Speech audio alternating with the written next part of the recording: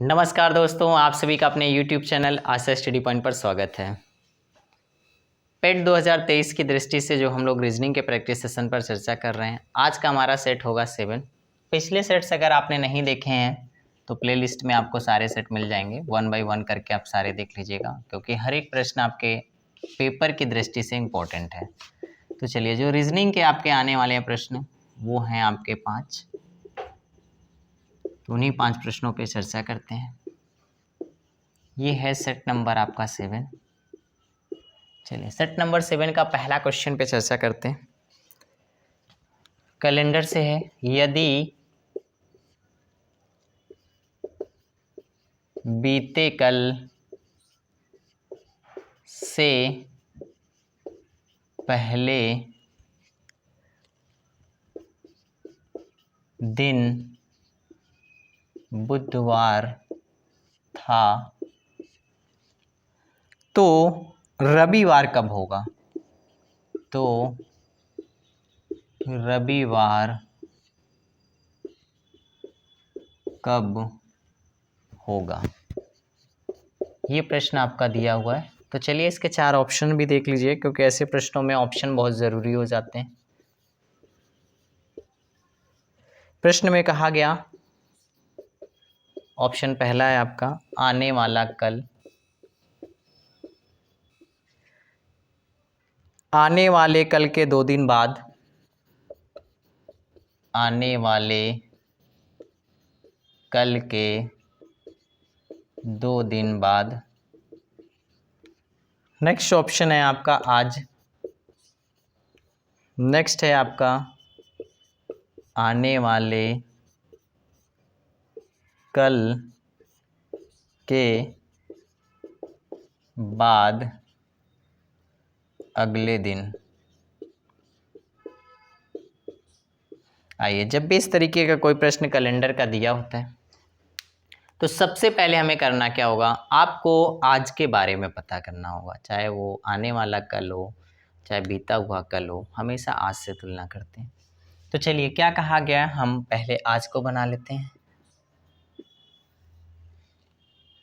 बीते हुए कल, बीते हुए कल से पहले दिन, से पहले यानी इस दिन।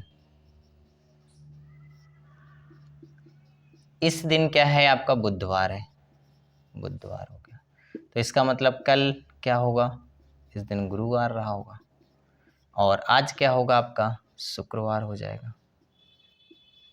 अब हमसे पूछा गया तो रविवार कब होगा, इसका मतलब कल। आने वाले में क्या होगा आपका? शनिवार। और इसके बाद क्या होगा आपका? नेक्स्ट डे जो होगा वहाँ पे होगा आपका रविवार। ठीक है, तो हम यहाँ पे क्या कह सकते हैं? के बाद। ठीक है, तो चलिए अब देखिए यहाँ पे प्रश्न क्या बन गया। पूछा गया रविवार कब होगा। आने वाले कल, आने वाले कल शनिवार है, गलत। आने वाले कल के 2 दिन बाद, नहीं, कल के 1 दिन ही बाद तो पड़ रहा है, ये भी गलत हो गया। आज, आज होना नहीं। आने वाले कल के बाद अगले दिन, देखिए आने वाले कल के बाद अगले दिन, ठीक है ना। तो ये वाला क्या हो जाएगा आपका? सही हो जाएगा। तो डी ऑप्शन आपका सही हो जाएगा। इसमें मैंने इसलिए आपको थोड़ा सा टाइम दिया दोस्तों, क्योंकि ऐसा प्रश्न बहुत ही इंपॉर्टेंट है। ऐसा प्रश्न आपके पेपर में बनने के चांसेस बन सकते हैं। आइए नेक्स्ट प्रश्न की तरफ बढ़ते हैं।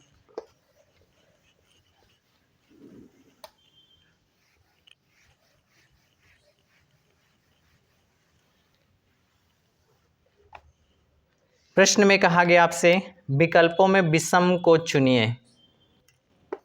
ठीक है भाई, विषम शब्द को चुनिए। क्लासिफिकेशन, वर्गीकरण का प्रश्न है।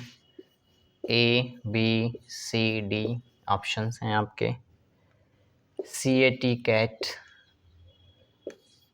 TIGR टाइगर, फिर एज, फिर आपका दिया गया आपका क्राउ, क्रो। तो देखिए दोस्तों, अब आप यहाँ पे देख पा रहे होंगे, कैट मतलब क्या हो जाता है आपका? बिल्ली। फिर आपका दिया टाइगर, टाइगर मतलब आप समझ रहे हैं बाघ या चीता। ठीक, अब इसके बाद देखिए एज मतलब होता है गधा। और क्रो मतलब होता है कौवा।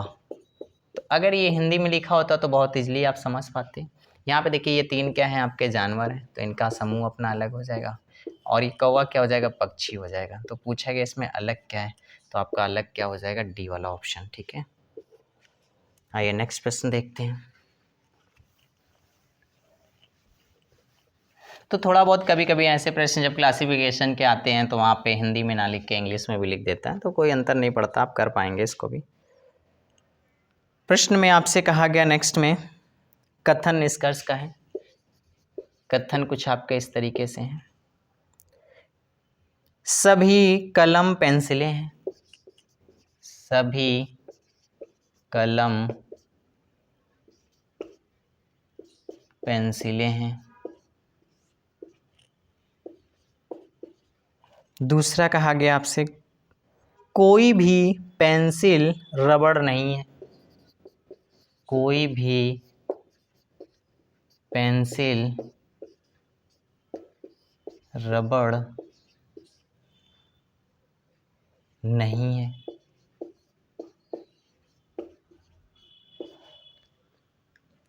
इसके बाद निष्कर्ष हैं आपके।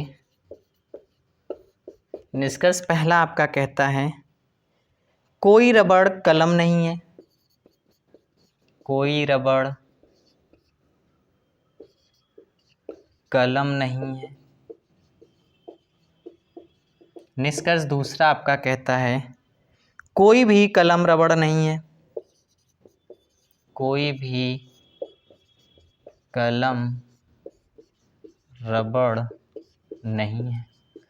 जब भी इस तरीके का प्रश्न आपका दिया होता तो मैंने आपको बताए थे ऑप्शन में केवल पहला सही है, केवल दूसरा सही है, दोनों सही है, ऐसे ऑप्शंस आपके बनते हैं। या तो ना तो पहला सही है ना तो दूसरा, तो ऑप्शन नहीं लिखते, हम लोग डायरेक्ट आंसर सॉल्व करते हैं। चलिए, अब यहाँ पे कहा गया सभी कलम क्या हैं, पेंसिल है, इसका मतलब कलम अंदर हो जाएगी और पेंसिल क्या हो जाएगी, आपकी बाहर हो जाएगी। सभी कलम क्या है, पेंसिल है। कोई भी पेंसिल रबड़ नहीं है, इसका मतलब रबड़ आपका क्या हो जाएगा, बिल्कुल अलग हो जाएगा, और इसमें केवल एक ही डायग्राम बनेगा और कोई नहीं बनेगा। कंपैरिजन करिए, कोई रबड़ कलम नहीं है, देखिए रबड़ बिल्कुल अलग है, कलम अलग, इसका मतलब ये सत्य है। फिर कहा गया कोई भी कलम रबड़ नहीं है, कलम रबड़ हो ही नहीं सकता क्योंकि बाउंडेशन लगा दिया, यानी आंसर हमारा क्या होगा, पहला और दूसरा दोनों निष्कर्ष सत्य है। सही है, सत्य है, जो भी दे ऑप्शन देख लीजिएगा। आइए नेक्स्ट प्रश्न की तरफ बढ़ते हैं।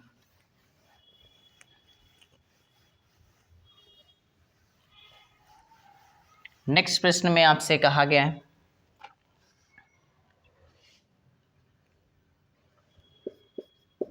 कि भाई है एक्स का, जेड पुत्र है एक्स का, जो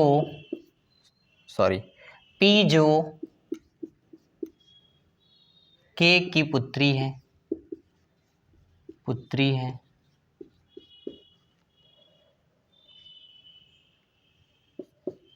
एन से विवाही है, जी तथा एक्स परस्पर बहनें हैं, बताइए जी कामा जेड से किस प्रकार संबंधित है।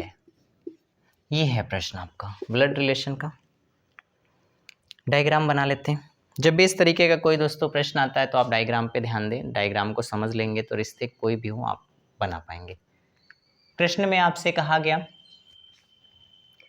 के भाई है एक्स का, तो के भाई है किसका, एक्स का, इसका मतलब के प्लस हो जाएगा और ये भाई के बारे में बता रहा है। ठीक है, एक्स का जेंडर नहीं क्लियर है, भाई भी हो सकता है बहन भी, लेकिन अभी कोई जानकारी नहीं। फिर कहा गया जेड पुत्र है एक्स का, तो इसका मतलब जेड पुत्र है तो प्लस बना दीजिए इसको नीचे। जो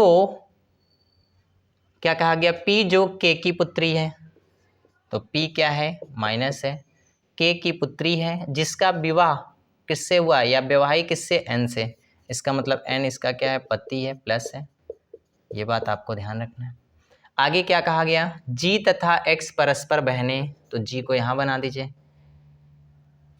X तथा G क्या है, बहने, इसका मतलब इनको माइनस माइनस दे दीजिए। फिर पूछा क्या गया आपसे, कहा गया Z से किस प्रकार संबंधित है कौन, G, यानी G को सर्कल करना हमें। तो ध्यान दीजिएगा दोस्तों, ये यहाँ पे इसकी क्या है, माँ है, माँ की बहन है, इसका मतलब ये क्या हो जाएगी, आपकी मौसी हो जाएंगी, ये चीज़, ठीक है।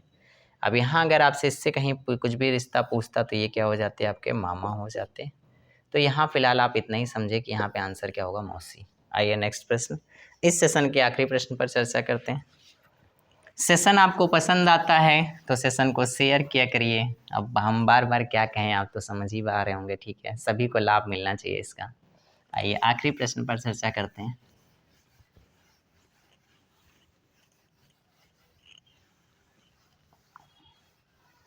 प्रश्न में आपसे कहा गया, एक सभा में 7 सदस्य एक पंक्ति में बैठे हैं। एक सभा में 7 सदस्य एक पंक्ति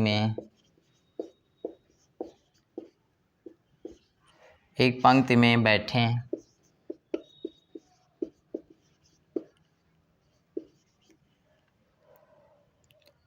सी बैठा है बी के बाईं ओर, सी बैठा है बी के बाईं यानी लेफ्ट, बी के बाईं ओर,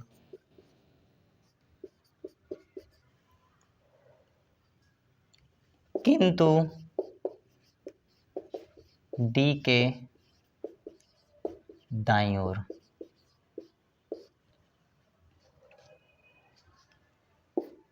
एफ बैठा है ई के दाईं ओर,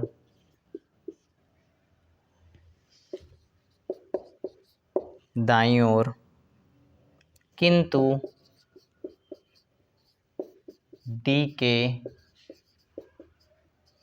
बाईं ओर। कंफ्यूज मत होइएगा बाएं दाएं से, इजीली समझेंगे, अभी लगा लेंगे।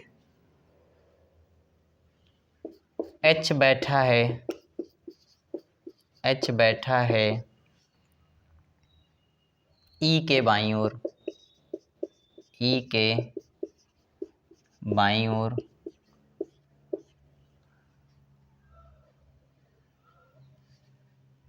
बीच में कौन बैठा है, ये प्रश्न पूछा गया, बीच में कौन बैठा है। अच्छा प्रश्न है, सिटिंग अरेंजमेंट का है। चलिए बहुत इजी तरीके से समझते हैं ऐसे प्रश्नों को, जब बनाना होता तो करना क्या होता है। देखिए जब तक आपको ऐसे प्रश्न दिए हों, अगर संख्या आपको दाएं बाएं से ना बताई हो तो आप कभी भी लाइन मत बनाइएगा, ठीक है। जैसे वो दाएं बाएं कहता जाता है वैसे अरेंजमेंट करिए, बन जाएगा। क्योंकि देखिए यहाँ पे किसी की श्योर नहीं बताया कि कौन किस पंक्ति के किनारे या बाएं दाएं, तो आप ऐसे ही बनाइए। कहा गया सी बैठा है किसके, बी के बाईं ओर, इसका मतलब बी यहाँ बैठा होगा, बी के बाईं ओर बैठा है, तो बी के बाईं ओर, ठीक। जब भी हम बात करते हैं लाइन में तो ये आपका होता है दायां और ये होता है आपका बायां, ठीक है।